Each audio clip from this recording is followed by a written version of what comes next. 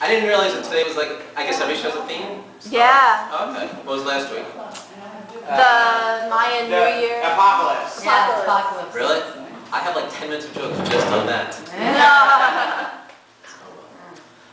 Star Trek, huh? Actually, I might as well have been a Trekkie. I didn't have a date, I swear to God, until I was 20 years old. Aww. It's alright, I made up for it. It's true. I actually went to my high school reunion recently. I brought my wife with me just to prove to everybody that yes, I did eventually start dating. Nice. Yeah, I was on my best behavior. I had to be. My wife warned me that if I wasn't, she was going to fake a Russian accent and tell everybody that I bought her on the internet. Great. So yeah, I do, as Laura mentioned, run my own animal rescue. StewieToTheRescue.org if anyone wants to look us up. We do monthly shows at Gotham Comedy Club. See me there. That one. That one. Right. Might as well plug my rescue and show while I'm here. You guys have, I guess you're the audience, dogs, anything? Yeah. I have a dog. You have a dog? What do you have? Dog. Dog. What kind of dog? English bulldog. Oh, cool. English bulldog. Was it a rescue or do you, I shouldn't ask this. No. I might end up getting very angry. Cat's a rescue. That's right. Actually, told me. Cool. That's great. I have 2 rescue dogs myself. One is a pit bull. We don't know much about the previous owner, but we have a good idea what he did for a living. The pit bull's name is Kilo. You're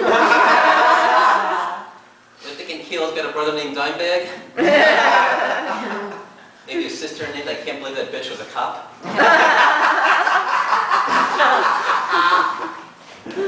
We actually started calling him Kylo just to, improve his self-esteem. I bring him to the dog run. He's a great dog. I bring him to the dog run. He plays with all the dogs. He was recently playing with this little puppy that was losing his baby teeth. And I know this because when we left, Kylo had blood around his mouth. Ladies and gentlemen, you will never feel as safe walking around the streets of New York as when you're walking with a pit bull with blood around his mouth. People were diving to park cars into traffic to avoid us. It was great. I don't like people. Yeah, actually, here's something, a little known fact about pit bulls.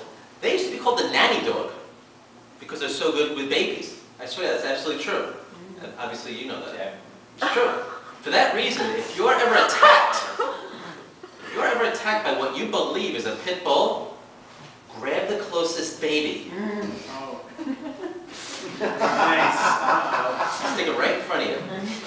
If the dog continues to attack, probably not a pit bull. Knowledge is power, people. One of the litmus test.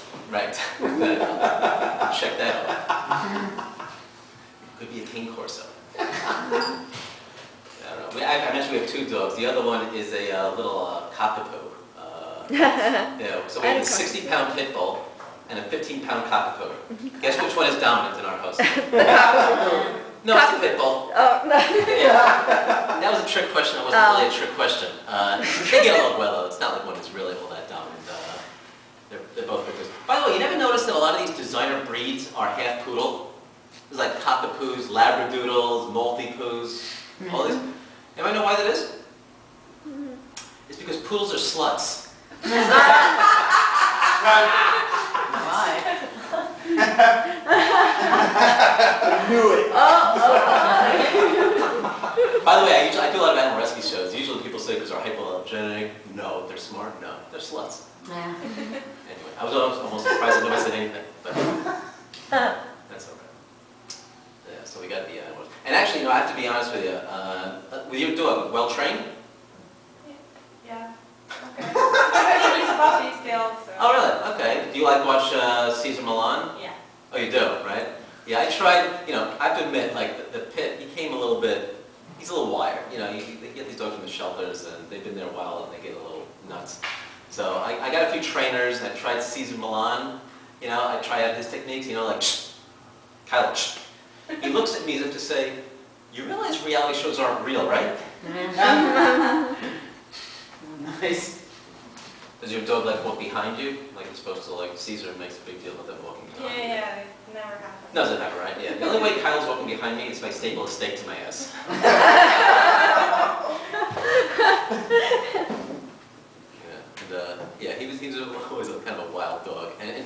he had my wife and me worried because we were trying to have a kid when we first got him, and she was like, if we can't handle this dog, how are we going to handle a baby? I was like, sweetie, completely different. If we can't handle this dog and we have to return him to the shelter, they're probably going to euthanize him. We have a baby and we can't handle him, we can sell him for $10,000.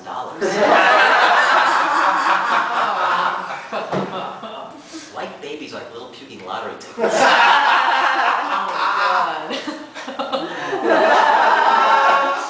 Now the good news actually is that a year ago, my wife and I did have a baby. She is an awesome child, thank you very much. Yeah. Usually people do applaud for that, but I like your honesty.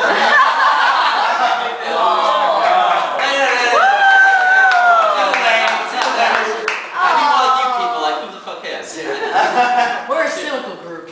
Yeah, no, I appreciate that. Yeah, you're We're performance barren. too, right? Yeah, I'm with you guys actually. Except with my own kid. Actually, if you know what we went through to have this kid, you give me a standing ovation. We had this kid through IVF. Now, I guess some of you know what it is. Yeah. Those of you who don't know what IVF is, the easiest way to explain it is that when our baby is old enough to ask where she came from, I can honestly say, from a lab on 1519 Madison.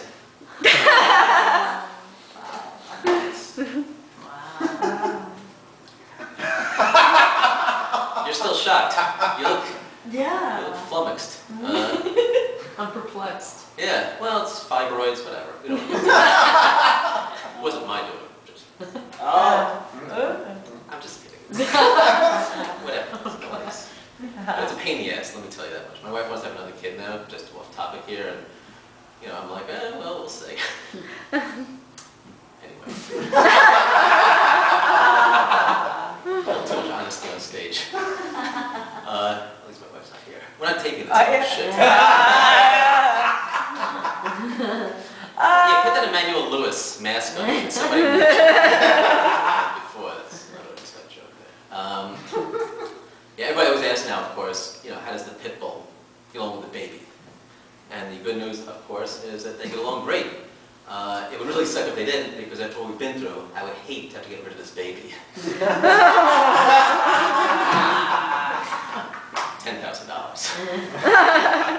Yeah, we had this kid actually at NYU. Very interesting, in the maternity ward, there's a sign that literally reads, "We are on our way to becoming a baby-friendly hospital." On our way? I half expected a nurse to walk in the middle of the night and go, "Can you get that baby to shut the hell up already?" Yeah, of course, we had like our, whatever you wanted to make yourself more comfortable in the living room. We had our iPod. Our baby was 8 minutes away from being born to CeeLo Green's "Fuck You."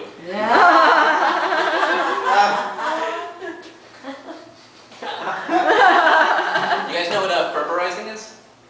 Now that's a word that only parents know. Ferberizing is instead of like helping your baby when she starts crying, going in there and soothing her, letting them cry it out. It's called ferberizing. It was invented by Dr. Richard Ferber. I'm pretty sure on a Sunday during football season.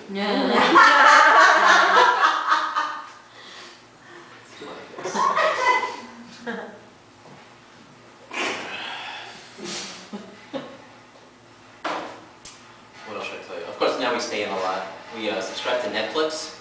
We were putting a movie in the mailbox recently. My wife goes, "It would be great if there was a physical Netflix location we go to and get the next movie immediately." I'm like, "Congratulations, you just invented Blockbuster." Tune in next week when she drops chocolate in her peanut butter and goes, "Now this would be a great candy bar."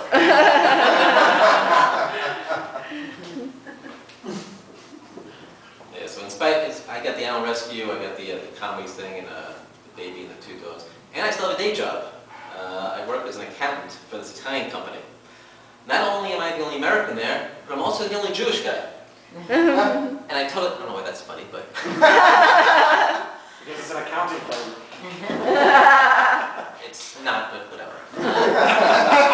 It's a broker-dealer. Not really relevant, but it's I'm the Jewish accountant for the broker-dealer. A Jewish accountant? No way. I know. I'm a stereotype. I'm a walking stereotype here. The Jewish accountant / comedian. Not many of us around, huh? Yeah. I like taking advantage, though, of being the only Jewish guy there. I leave work early like once a week and claim it's a new holiday. Oh, today? Yeah, it's Simcha Mechtol. No, that's when the Jews achieved independence from the Mexicans. Oh no, last week? Yeah, that was TGI Friday. You know, you confuse that with last month, Simcha, I don't give a fuck. Yeah, I've been there for like 10 years now, and the only reason I stick around is because I hate job interviews.